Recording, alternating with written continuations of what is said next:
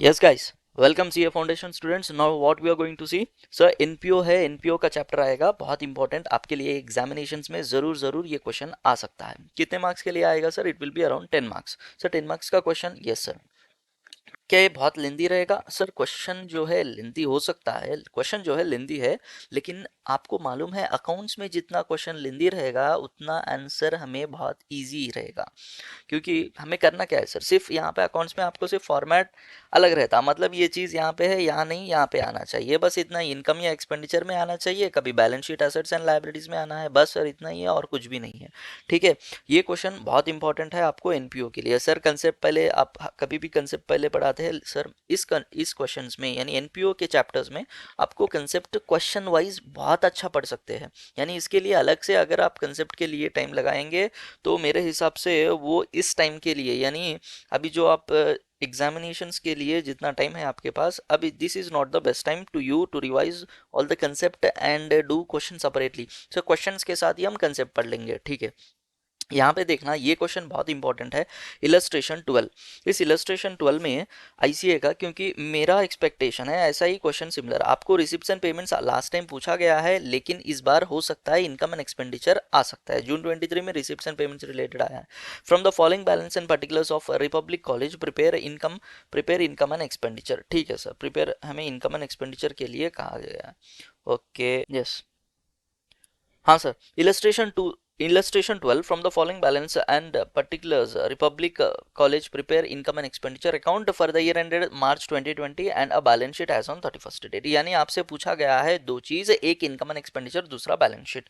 ठीक है सर, अब हमें इनकम एंड एक्सपेंडिचर, सबसे पहले जैसे भी आप एनपीओ का क्वेश्चन आप देख लिए ना, आपको 10 मार्क्स पहले ही आ जाना चाहिए। 10 मार्क्स के लिए आप 15 मिनट्स दे सकते हैं। नॉर्मली हम कितना देंगे सर? इस क्वेश्चन में बहुत सारा का सारा इन्फॉर्मेशन क्वेश्चन में दिया रहेगा। आप 5 मिनट्स के लिए ज़्यादा से ज़्यादा 7 मिनट्स आप दे सकते हैं, 7 to 10 मिनट्स। और 10 मार्क्स के क्वेश्चन के लिए आप 15 से 20 मिनट्स।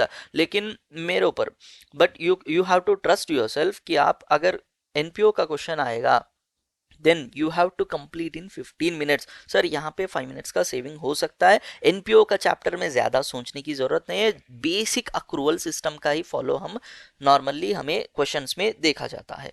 ठीक है, यहाँ पे देख लेना what we are going to complete here. Sir जैसे ऐसा क्वेश्चन आ गया, ठीक है, मान लो आपको इस तरह का क्वेश्चन आ गया, then what you have to prepare 3 pages में, 3 अलग अलग पेजेस में हम ये फॉर्मेट पहले ड्रॉ करेंगे। सर ये फॉर्मेट क्या है? Expenditure amount, income amount. Sir debit side expenditure रहेगा, क्रेडिट साइड इनकम रहेगा।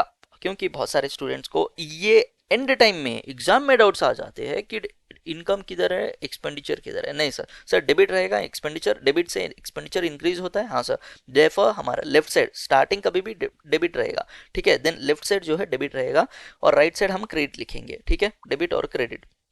इस तरह एक्सपेंडिचर इधर और इनकम इधर, same liabilities and balance sheet, liabilities इधर और एसेट्स इधर। ठीक है sir, next what we are going to complete, see first paper income and expenditure, second paper balance sheet. Balance sheet में भी देख लेना, नेम आप कंपनी का नेम लिख लेंगे। सर हमें ऐसा लिखना है 10 मार्क्स में 10 आना है, ठीक है। छोटे छोटे हमें फॉर्मेट्स में उसमें इसमें ध्यान रखने से 10/10 आ जाते हैं। आप छोटे छोटे मिस्टेक से 1-2 मार्क्स लूज करते हैं। देखना 1-2 मार्क्स का मतलब आप एग्जैक्टली इक्वल टू, आप इस क्वेश्चन में 2 मार्क्स लूज करे, दूसरे क्वेश्चन में 2 मार्क्स लूज कर रहे, इसका मतलब आप एक क्वेश्चन में जितना 10 मिनट्स का टाइम लगा रहे हैं ना, वो 10 मिनट्स यहाँ पे सिर्फ 2 मिनट्स में आप वो वहां पे उसके 10 मिनट्स के मार्क्स यहाँ पे पा सकते हैं। यानी आपको अगर यहाँ पे 2-2 मार्क्स लूज करेंगे और एक क्वेश्चन भी लिखेंगे, उसका फायदा नहीं रहेगा सर। आपको जो क्वेश्चन प्रेजेंट कर रहे हैं आपको बेहतरीन प्रेजेंट करना पड़ेगा, ठीक है सर। देखो यहाँ पे बैलेंस शीट्स में भी आपको इस तरह name and balance sheet as on का मतलब as on the financial date, यानी 31 मार्च के दिन, उस दिन का पोजीशन आपको दिखाना पड़ेगा, ठीक है सर। उसके बाद हम उसे मैच कर देंगे।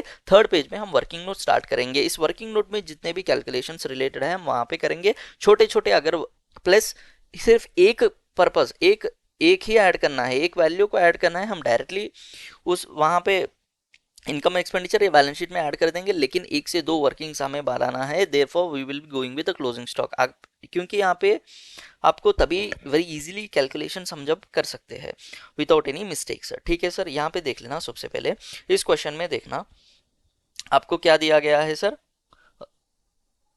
ओके, फ्रॉम द फॉलोइंग, बस फॉलोइंग बैलेंसेस बताया गया है, ठीक है। ये भी नहीं कहा कि ये रिसिप्ट्स है, पेमेंट्स है, एसेट्स है, balance sheets and all those things, कुछ भी नहीं कहा। फ्रॉम द फॉलोइंग बैलेंसेस, बहुत अच्छा क्वेश्चन है, ये आ सकता है, do not miss this.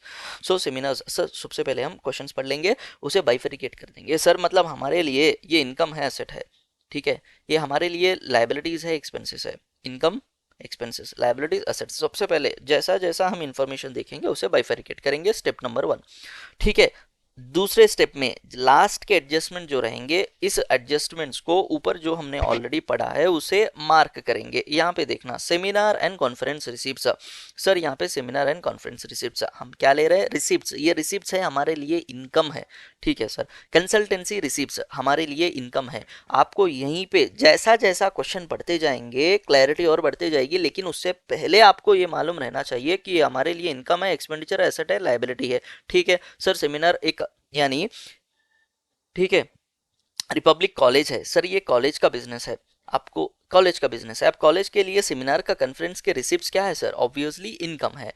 Consultancy receipts, हम मतलब हमने कुछ कंसल्टेंसी दिया है और उसके हिसाब से हमें रिसिप्ट्स है, हमारा कॉलेज है ना सर, ये sir, therefore consultancy receipts income है। सिक्योरिटी डिपॉजिट्स, यानी स्टूडेंट से हम सिक्योरिटी डिपॉजिट लिए है, ठीक है, स्टूडेंट से सिक्योरिटी डिपॉजिट्स लिए, कॉशन मनी ऐसा बोल के लेते ना sir, yes. Therefore security deposits हमने लिया है, मतलब हम उसे स्टूडेंट्स को हम वापस कर देंगे, ठीक है सर। एक पर्टिकुलर पीरियड के बाद हम उसे वापस कर देंगे। अगर वो पर्टिकुलर पीरियड हम जब वापस कर रहे हैं सर, स्टूडेंट का मान लेंगे 1 ईयर के अंदर हम उसे वापस कर देंगे, यानी 1 ईयर के अंदर हम उसे वापस कर देंगे, therefore it will be under current liabilities, ठीक है सर। फिर उसके बाद देखना capital fund, capital fund will be the liabilities, ठीक है, ये हमारे लिए कंपनी, इस रिपब्लिक कॉलेज के लिए क्या है sir, liabilities, okay. Research fund, देखना आप यहाँ पे डाउट हो सकता है आपको, जहां जहां फंड दिया है ना वो लाइबिलिटीज है, और जहां जहां इन्वेस्टमेंट दिया है वो हमारे लिए एसेट्स है। यहाँ पे देखना capital fund is a liability, we will be discuss, यहाँ पे हम पहले ही मार्क कर देंगे सर। जब हम मार्क करेंगे then it will be very easy, आपको ऐसे ही वर्किंग नोट कैलकुलेट करना है, क्वेश्चन में ज्यादा बहुत कम टाइम में आपको अगर क्वेश्चन सॉल्व करना है। Then research fund it will be liabilities. Building fund, फिर से कहा फंड, फंड मतलब लाइबिलिटीज। प्रोविडेंट फंड, हम अलग से फंड क्रिएट कर सकते, हम अलग से फंड क्रिएट करते हैं सर। ये फंड क्रिएट करना हम इस कॉलेज के लिए लायबिलिटी है, ताकि वो वहीं पे एक्सपेंडिचर अपना किया करना पड़ेगा, ठीक है। बिल्डिंग फंड, यानी एक फंड क्रिएट किया जाता है, जब तक वो अपनी बिल्डिंग के लिए वो एक्सपेंसेस नहीं करते हैं, तब तक वो हमारे लिए बिल्डिंग का फंड जो है हमारे लिए लायबिलिटीज है, ठीक है। Provident fund, next tuition fee received, sir tuition fees यानी कॉलेजेस को अगर ट्यूशन फीस रिसीव्ड है, what it will be income, ठीक है सर। यहाँ पे देखना tuition fees received is an income. Government grants, obviously हमें गवर्नमेंट से बेनिफिट्स मिला है, जो भी बेनिफिट मिला है वो हमारे लिए इनकम है, ठीक है सर। नेक्स्ट डोनेशन, डोनेशन भी आया, डोनेशन जितना भी डोनेशन आएगा कॉलेजेस के लिए वो इनकम है, ठीक है। Interest and dividend on investments, हमने कुछ इन्वेस्टमेंट किया है, उस इन्वेस्टमेंट से हमें इनकम क्या है, इंटरेस्ट इनकम, ठीक है। इंटरेस्ट एंड डिविडेंड इनकम, ये भी हमारा इनकम, यानी हम जब प्रिपेयर करेंगे इनकम एंड एक्सपेंडिचर में ये सारे के सारे इनकम साइड जाएंगे, और जब हम बैलेंस शीट प्रिपेयर करेंगे, ये जो पहले हमने लाइबिलिटीज पढ़ा है, लाइबिलिटीज देखा है, ये ट्रांजेक्शन लाइबिलिटीज साइड जाएंगे, ठीक है सर। यहाँ पे बस आपको इस तरह रिव्यू करना है, क्वेश्चन में एनपीओ में इस तरह रिव्यू करके ही जाना है, ठीक है। बस यहाँ पे देखना हॉस्टल रूम रेंट, ऑब्वियसली हम स्टूडेंट्स को रूम जो है हॉस्टल्स में रेंट देते हैं, रेंट मतलब उनसे कुछ अमाउंट भी लेते हैं, ऑब्वियसली जब अमाउंट दिया गया है देयरफॉर हॉस्टल रूम रेंट दिया गया है, देयरफॉर ऑब्वियसली ये अमाउंट हमारे लिए इनकम है सर। मेस रिसिप्ट्स, जब हॉस्टल में रहते हैं तो खाते भी है, उसे खिलाते भी है, खिलाने के पैसे भी लेते हैं, वो भी हमारे लिए इनकम है। नेक्स्ट कॉलेज स्टोर्स सेल्स, मतलब हमारे पास एक स्टोर है, कॉलेज का स्टोर मतलब सारे आइटम्स वहाँ पे रखते हैं, लेकिन वो आइटम्स हम सेल कर चुके हैं। मान लेना थोड़े uniforms and all those things, ऐसे कुछ कॉलेजेस रहते हैं, कॉलेज के स्टोर्स एंड सेल्स, या कुछ दूसरे आइटम्स भी रह सकता है। तो कॉलेज स्टोर्स का सेल्स हुआ है, ठीक है। स्टोर में मतलब क्रिकेट आइटम्स, जब भी गेम्स खेलते हैं वहाँ पे कुछ ना कुछ स्टोर्स में रखते हैं सर, वो स्टोर्स के हिसाब से वो बेचे हैं। यहाँ पे इस कॉलेज में कॉलेज का स्टोर्स है, उस स्टोर में इन्होंने सेल किया। अब इन्होंने जो सेल अमाउंट किया है वो 7,50,000। अब हम कुछ भी एडजस्टमेंट नहीं कर रहे, फिलहाल हम क्वेश्चन देख रहे हैं, एंड देन उसके बाद हम एडजस्टमेंट देखेंगे, तभी हमें क्वेश्चन समझ में आएगा, ठीक है। बस आपको पहले जब एक रीडिंग कर रहे हैं, फर्स्ट रीडिंग में ही आपको ये समझ जाना है, ये बिजनेस है, इस बिजनेस के लिए क्या इनकम है, क्या एक्सपेंडिचर है, क्या एसेट्स है, क्या लायबिलिटीज है, ठीक है। नेक्स्ट देखना कॉलेज स्टोर्स, ठीक है। कॉलेज स्टोर सेल्स किया, यानी प्रॉफिट एंड सेल्स किया, समझ में सर, समझ में आ रहा है सर? सेल्स में कॉस्ट प्लस प्रॉफिट, यानी इसमें प्रॉफिट है और दूसरा cost of the goods sold है। ठीक है, ये cost of the goods sold कहाँ पे यूज होगा मैं आपको बाद में बताऊंगा। ठीक है, कभी भी अगर आपको सेल्स दिया है then cost of the goods sold plus profit, ये cost of the goods sold हमें opening plus purchases minus cost of the goods sold इस तरह रहेगा। देयरफॉर हमें तब देखना, यहाँ पे आपको मैं एक बार बता देता हूँ क्लोजिंग स्टॉक के कैलकुलेशंस में। क्लोजिंग स्टॉक जो हम वर्किंग नोट प्रिपेयर कर रहे हैं, यहाँ पे देखना ओपनिंग प्लस परचेजेस और उसमें से cost of the goods sold निकाल देंगे। जो वहाँ पे 7,50,000 हमने जो सेल किया उस पर 90% जो है कॉस्ट है और 10% प्रॉफिट है। देखो 90% अगर ये कॉस्ट क्या हुआ सर? कॉस्ट कम हो गया, ओपनिंग परचेज, ये cost of the goods sold, यानी गुड्स हमारे पास से चले गया है, हम सेल कर दिए। कितना सर? 6,75,000, यानी जो बचा, ठीक है, वो बचा क्लोजिंग स्टॉक। क्लोजिंग स्टॉक में भी बस बचा, लेकिन कंजम्पशन हमारी ओन कॉलेजेस के लिए अगर हमने कुछ यूज़ किया है, हमारे एक्सपेंडिचर में हमने कुछ यूज़ किया है, उसे भी हम माइनस कर देंगे और आपको क्लोजिंग स्टॉक मिल जाएगा 1,25,000। सर ये कंज्यूम्ड का पॉइंट में आपको बताना है बस, ठीक है, क्योंकि क्वेश्चन यहाँ पे हमने पूरा नहीं किया, लेकिन आपको डाउट आ सकता है इसलिए मैंने वो वर्किंग नोट दिखाया, वरना नहीं दिखाता था सर। यहाँ पे एक बार देख लेना। हाँ, यस, आउटस्टैंडिंग एक्सपेंसेस, आउटस्टैंडिंग मतलब लाइबिलिटीज है विद इन 1 ईयर हम on all those things we will be paying those things. Outstanding expenses only 1 year के लिए करंट लाइबिलिटीज मानी जाएगी। नेक्स्ट उसके बाद यहाँ पे देखना स्टॉक ऑफ स्टोर्स, फिर उसने कहा ओपनिंग स्टॉक, यानी स्टॉक ऑफ स्टोर्स ओपनिंग दिया है, यस ओपनिंग दिया है, कितना अमाउंट सर? 3 लाख, ठीक है। परचेजेस दिया 8 लैक्स, ठीक है।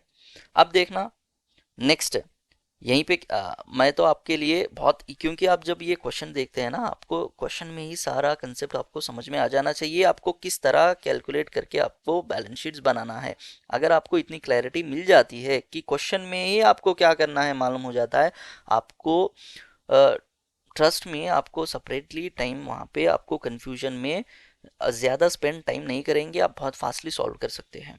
आपको क्वेश्चन देखते ही समझ में आ जाना चाहिए। नेक्स्ट यहाँ पे देखना परचेजेस, ठीक है, ये परचेज हमें क्यों इन्फॉर्मेशन दे रहा है? ताकि हम कैलकुलेशन क्लोजिंग स्टॉक का कर सके। ओपनिंग दिया है, परचेज दिया है, cost of the goods sold minus कर देंगे, देन क्लोजिंग स्टॉक आएगा नॉर्मल केसेस में। और यहाँ पे कुछ कंजम्पशंस भी है। देखना यहाँ पे सैलरीज है, सैलरीज का मतलब एक्सपेंसेस है, हम अपने टीचर्स को सैलरीज भी तो देंगे, स्टूडेंट से फीस आएगा, सैलरीज हम दे देंगे अपने टीचर्स को, वो सैलरीज हमारा एक्सपेंस है। यानी अभी तक हमने लाइब्रेरीज देखा, फिर उसके बाद यहाँ पे देखना इनकम भी देखा, फिर उसके बाद एक्सपेंसेस भी देख रहे हैं। अब एक्सपेंसेस में रिसर्च एक्सपेंसेस, ठीक है, रिसर्च एक्सपेंसेस ले लेंगे sir. Next scholarship expenses, obviously students के लिए हम स्कॉलरशिप से इस तरह, यानी हमारे तरफ से, इस कॉलेज की तरफ से अच्छा जो भी एग्जाम्स लिखेंगे, आपको देखेंगे, आप देख रहे हैं ना कि स्कॉलरशिप टेस्ट रहेगा, जो भी पास होगा उनकी स्टूडेंट्स की सारा का सारा खर्चा वो कॉलेज बेयर करेगी। देयरफॉर इस तरह उन्हें स्कॉलरशिप देगी, देयरफॉर ये स्कॉलरशिप फीस है, हमारे लिए एक्सपेंसेस है, हमारा कॉलेज है, ठीक है। स्टूडेंट वेलफेयर एक्सपेंसेस, ठीक है। नेक्स्ट ये भी हमारे लिए एक्सपेंसेस है। Repairs and maintenance obviously expenses है। गेम्स एंड स्पोर्ट्स एक्सपेंसेस हमारे लिए है। मिसलिनियस एक्सपेंसेस है, ठीक है। यहाँ पे देखना दूसरी चीज़, रिसर्च फंड इन्वेस्टमेंट, देख अभी तक फंड अगर कहा लाइबिलिटीज है, इन्वेस्टमेंट कह रहे हैं यानी हमने कहीं अपना अमाउंट जो है इन्वेस्ट किया है, हमारे लिए एसेट है। Therefore research fund investment is an asset. Other investment assets है, प्रोविडेंट फंड इन्वेस्टमेंट एसेट है, ठीक है। अभी नेक्स्ट देखना सेमिनार एंड कॉन्फ्रेंस एक्सपेंसेस। अब आईसीए ना इतने इजी क्वेश्चंस को सॉल्व आप कर सकते हैं, आपको मालूम है। Therefore ICA what they will be doing ना, ऐसे छोटे छोटे चीज़ें करता है, उसके टेक्निक्स है, ठीक है। स्टूडेंट्स को किस तरह ट्रैक से दूसरे ट्रैक में ले जाना है, उसके बाद बहुत अच्छे टेक्निक्स है। यहाँ पे देखना क्वेश्चन में अगर सेमिनार एंड कॉन्फ्रेंस एक्सपेंसेस यहाँ पे दिया गया है ना एसेट्स के बाद, फर्स्ट पॉइंट इस क्वेश्चन में देखना सेमिनार एंड कॉन्फ्रेंस रिसिप्ट्स, ठीक है। सेमिनार एंड कॉन्फ्रेंस रिसिप्ट्स, अगर ये पॉइंट बाद में जो सेमिनार एक्सपेंसेस है वो पहले ही दे देता था तो हमें इतना टेंशन ही नहीं रहता था।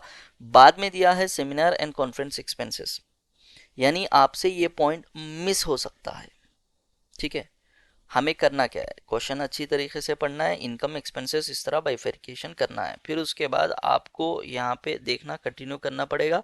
फिर उसके बाद जो सेमिनार के एक्सपेंसेस दिया गया है वो हम इस सेमिनार रिसिप्ट्स में से हम टैली कर देंगे, यानी इनकम जितना है 4,80,000, एक्सपेंसेस है 4,50,000, इसमें से इज इक्वल टू 30,000 हमें अमाउंट आ जाएगा, ठीक है। अब यानी नेट हमारा जो इनकम है सेमिनार से, जो हम इनकम साइड लिखेंगे अपना इनकम एंड एक्सपेंडिचर प्रिपेयर करते वक्त, वो 30,000 रहेगा। सेम वैसे ही कंसल्टेंसी रिसिप्ट्स का देखना, आईसीए है ना, यहाँ पे कंसल्टेंसी एक्सपेंसेस भी दिया गया है, कितना सर 28,000। देयरफॉर वो कंसल्टेंसी रिसीव्स जो है इस कंसल्टेंसी एक्सपेंसेस हम माइनस कर देंगे और नेट अमाउंट को हम अपना इनकम दिखाएंगे।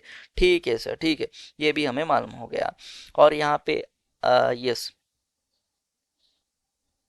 ठीक है, हाँ sir, cost of the good sold का कैलकुलेशंस आपने देख लिया। 7 लाख, हम नीचे है adjustments, I will be selling, okay. दूसरी चीज देखना सर, लैंड। अब फिर से उसने स्टार्ट किया एसेट्स का बोलना। फिर अब अभी हमें एसेट्स का समझा रहा है सर। देखना, एसेट्स हमारे पास है 1 लाख, एक है लैंड। अच्छा पॉइंट दिया है यहाँ पे, देखना, एक है नॉन डिप्रिशिएबल एसेट लैंड, और दूसरे जो एसेट्स है हमारे वो डिप्रिशिएबल एसेट्स है। बिल्डिंग डिप्रिशिएट होगा सर, एसेट है हमारा। प्लांट एंड मशीनरी डिप्रिशिएट होगा, एसेट है हमारा। फर्नीचर एंड फिटिंग्स डिप्रिसिएशन है, डिप्रिशिएबल एसेट है। ठीक है, इस डिप्रिशिएबल एसेट्स पे लेकिन एसेट है हमारा। मोटर व्हीकल डिप्रिशिएबल एसेट है, डिप्रिसिएशन लगेगा। और हमें यहाँ पे इंपॉर्टेंट कंसेप्ट क्या है मालूम, प्रोविजन फॉर डिप्रिसिएशन दिया। यानी डायरेक्टली हम जब जब हर साल में डिप्रिसिएशन जो भी होगा वो डायरेक्टली मशीनरी अकाउंट से माइनस नहीं होगा। हर साल हमें क्यूमुलेटिवली प्रोविजन कितना है, total cumulative provision of depreciation देखना पड़ेगा। ठीक है, अब इस मशीनरी अकाउंट जो पहले ओरिजिनल अमाउंट ऑफ एसेट है इसमें से इस प्रोविजन को माइनस करना पड़ेगा। नेक्स्ट बैलेंसिंग फिगर जो आएगा वो closing value of the assets रहेगी। ठीक है, अब हर साल, अब इस बार का डिप्रिसिएशन हमें कैलकुलेट करना पड़ेगा। ठीक है, हमें तो प्रोविजन फॉर डिप्रिसिएशन दिया गया है। प्रोविजन फॉर डिप्रिसिएशन में यहाँ पे देख लेना, बिल्डिंग का अमाउंट ऑफ डिप्रिसिएशन अभी तक 4,80,000, प्लांट एंड मशीनरी 5,10,000 और फर्नीचर पे इतना प्रोविजन फॉर डिप्रिसिएशन उन्होंने ऑलरेडी कैलकुलेट करके दिया गया है। और ये जो भी है प्रोविजन फॉर डिप्रिसिएशन, ठीक है, और हमें बाद में इंपॉर्टेंट क्वेश्चंस में क्या है, बाद में जो एडजस्टमेंट देता है वही इंपॉर्टेंट है। ठीक है सर, कैश एंड बैंक दिया वो हमारे लिए एसेट है, लाइब्रेरी है, लाइब्रेरीज हम जो बना के रख रहे हैं वो हमारे लिए एसेट्स है। ठीक है, यानी बुक्स जितना भी रखते हैं वो हमारे लिए एसेट्स है सर। ठीक है, अब एडजस्टमेंट में देख लेना, बहुत इंपॉर्टेंट चीज़ है यहीं पे, material and supplies consumed from college store sir, supplied from consumed. सबसे पहले उसने कहा मटेरियल सप्लाईज जो भी हम कंज्यूम करें। ठीक है, कॉलेज के स्टोर से। पहले हमने कॉलेज स्टोर देखा, हाँ कॉलेज स्टोर देखा, उस कॉलेज स्टोर्स में हमने कुछ सेल्स किया है। हाँ सर, अब यहाँ पे कंज्यूम्ड कह रहा है। कंज्यूम का मतलब, ठीक है, कंज्यूम्ड मतलब हमारे लिए वो एक्सपेंसेस पार्ट है। Teaching, research and expenses 50,000, 1,50,000। अब देखना, ये जो एडजस्टमेंट्स आपको दिया गया है, आपको पहले 100% दिया रहेगा, 90% चांसेस आपको वही एडजस्टमेंट्स रहेंगे जो पहले दिया गया है।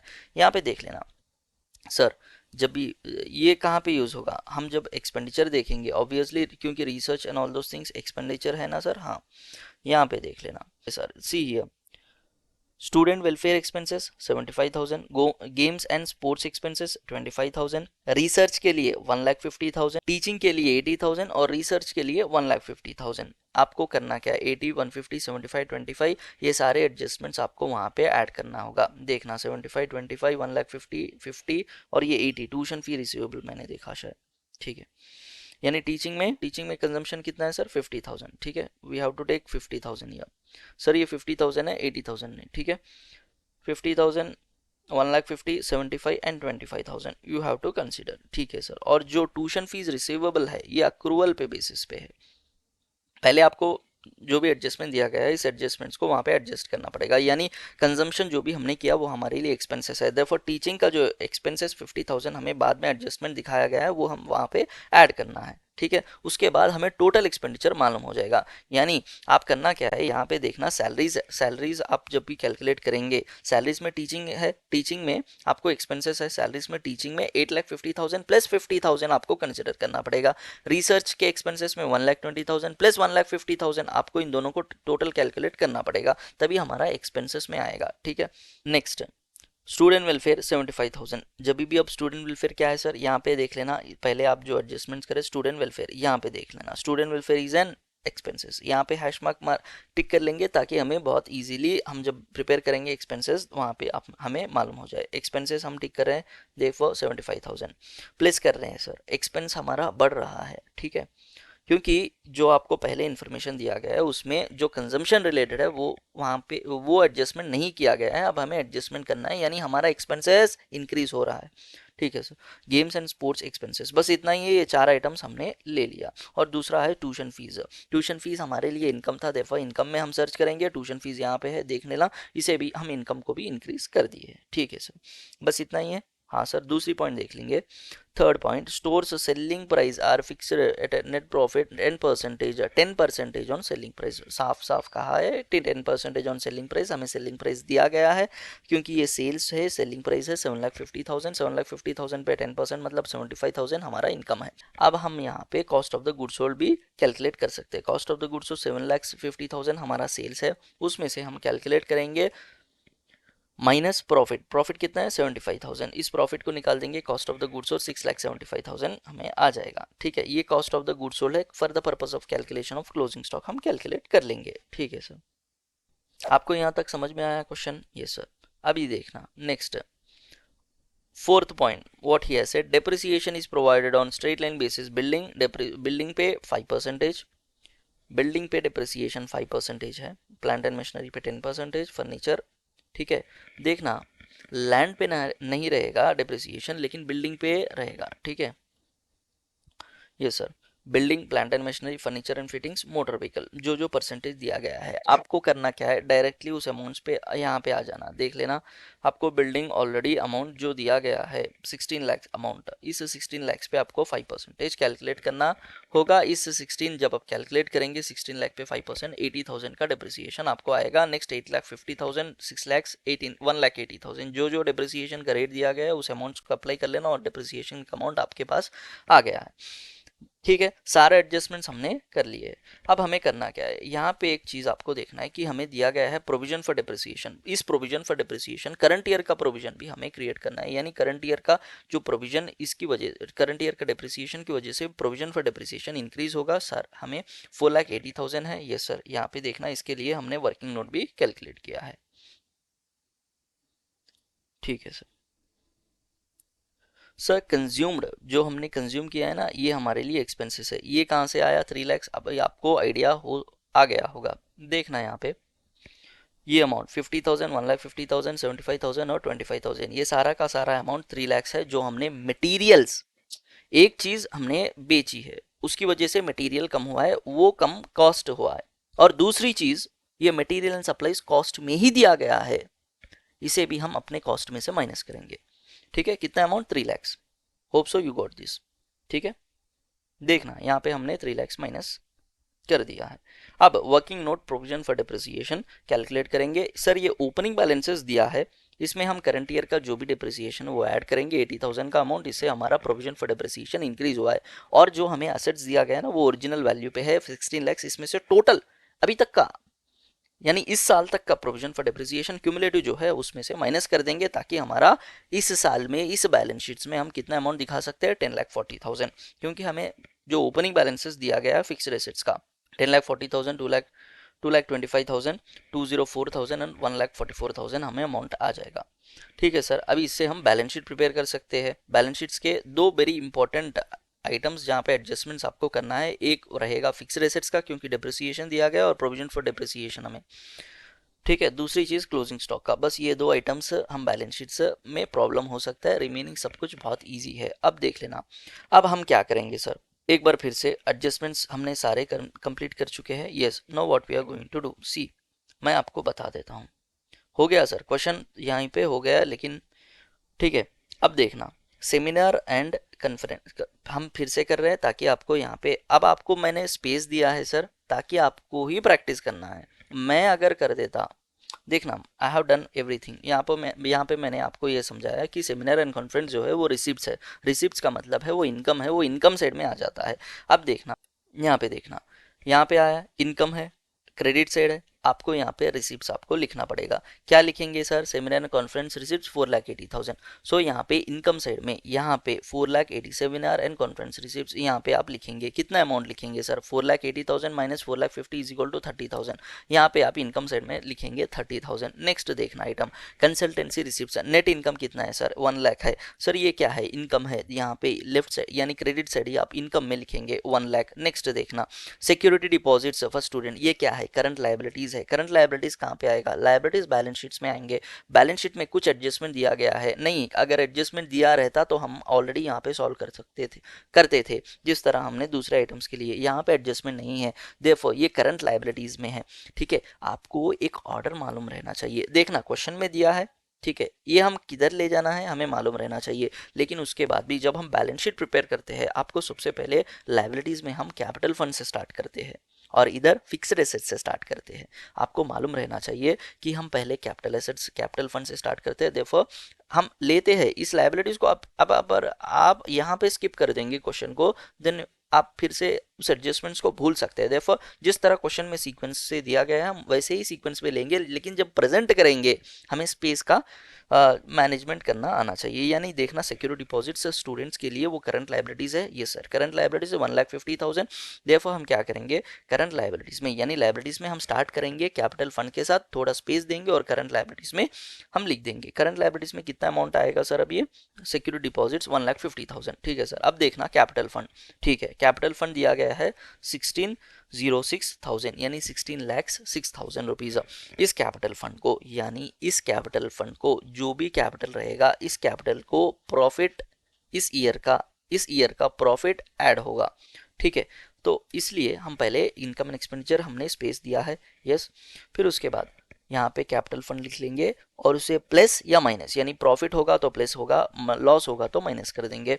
यहाँ पे देखना ओपनिंग हमें दिया गया है 16,06,000 plus excess of income over expenditure, ये टर्म्स आपको मालूम है, ठीक है, hope so. Excess of income expenditure यानी एक्सेस ऑफ इनकम, इनकम ज्यादा है ओवर द एक्सपेंडिचर, इनकम ज्यादा है, excess of income over expenditure हम यहाँ पे कंसिडर करेंगे 3,19,000, इसे ऐड करना होगा 19,25,000 आपको अमाउंट आ गया है। ये आपको कहाँ पे आएगा सर, आप जब इनकम एंड एक्सपेंडिचर प्रिपेयर करेंगे यहाँ पे देखना इस तरह हम प्रिपेयर करेंगे, सारे के सारे इनकम्स जो भी रिसीव्स है इनकम्स है वो क्रेडिट साइड लिखेंगे, जितने भी एक्सपेंसेस है डेबिट साइड लिखेंगे। दूसरी चीज़ यहाँ पे बहुत इंपॉर्टेंट कंसेप्ट वो है आपको अक्रूवल सिस्टम। यहाँ पे एक बार एडजस्टमेंट देखेंगे तो आपको मालूम हो जाएगा सर हमने कैपिटल फंड ले लिया, रिजर्व फंड्स लाइबिलिटी साइड आएंगे। कब, कैपिटल फंड्स के बाद excess of income expenditure add करने के बाद आपको नेक्स्ट रिजर्व फंड्स लेना है। बिल्डिंग फंड लाइबिलिटीज है, देयरफॉर वहाँ पे लाइबिलिटीज में आ जाएगा। प्रोविडेंट फंड मतलब जब मैं आ जाएगा यहाँ बोल रहा हूँ आपको इस ये लाइबिलिटी साइड में आपको यहाँ पे एक आइटम लिखना होगा, एज इट इज लिखना होगा, ठीक है, नेम में भी चेंज नहीं रहेगा, एज इट इज लिखना होगा आपको। Next building fund provident fund liability side में लिख लेना sir. Next tuition fee received, sir tuition fee के लिए एक एडजस्टमेंट्स में कहा, यहाँ पे देखना एडजस्टमेंट कहा कि 80,000 भी हमारा और अक्रूवल में हमें रिसीवेबल है, रिसीवेबल का मतलब है हमें और रिसीव होगा। देखो बिल्डिंग फंड हम ऐड कर देंगे, प्रोविजन फंड हमारी लाइबिलिटीज है ऐड करेंगे, ट्यूशन फी के लिए हमारा इनकम है, इस इनकम को ऐड करने के बाद हम अपने इनकम में यानी इनकम कहाँ पे सर, ये इनकम है ना यहाँ पे सर, इस इनकम में इनकम साइड में हम ले लेंगे। ठीक है, नेक्स्ट उसके बाद गवर्नमेंट ग्रांट्स इनकम है, मतलब कहाँ पे लेंगे, कहाँ पे लिखेंगे, यहाँ पे एंट्री करेंगे। ठीक है सर, जब भी मैं आपको इसलिए मैं आपको क्वेश्चन में साफ यहाँ पे आपको mention already we have done कि ये लाइबिलिटीज है, ये इनकम है सर, ये एक्सपेंडिचर है।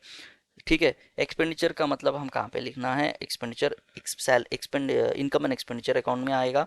इनकम मतलब income side of income and expenditure account, expenses का मतलब इनकम एंड एक्सपेंडिचर के एक्सपेंसेस साइड में आपको अमाउंट लिखना है। सर यहाँ पे हमने एडजस्टमेंट्स भी कर दिया है कि आपको जब भी एक्सपेंस लेना है सिर्फ 8,50,000, यहाँ पे इस केस में 8,50,000 ही नहीं बल्कि 80,000 भी आपको लेना है। ठीक है, इस तरह हम सारे के सारे यहीं पे जो दिया गया है वो सारे के सारे यहाँ पे ले लेंगे। नेक्स्ट आउटस्टैंडिंग एक्सपेंसेस जो दिया गया है, आउटस्टैंडिंग का मतलब वो लाइबिलिटीज़ है, हम लाइबिलिटी साइड ले लेंगे। सर इलस्ट्रेशन 2 इतना मैं आपको कंसेप्ट समझाने के बाद आप अपनी एक बार आईसीए मटेरियल खोल लेना, एक बार खुद से प्रैक्टिस करने की लिए ट्राई करना, उसके बाद आपको सब कुछ सॉल्व हो जाएगा। बस इस क्वेश्चन को आपको 15 से 20 मिनट्स के अंदर आपको सॉल्व करना है।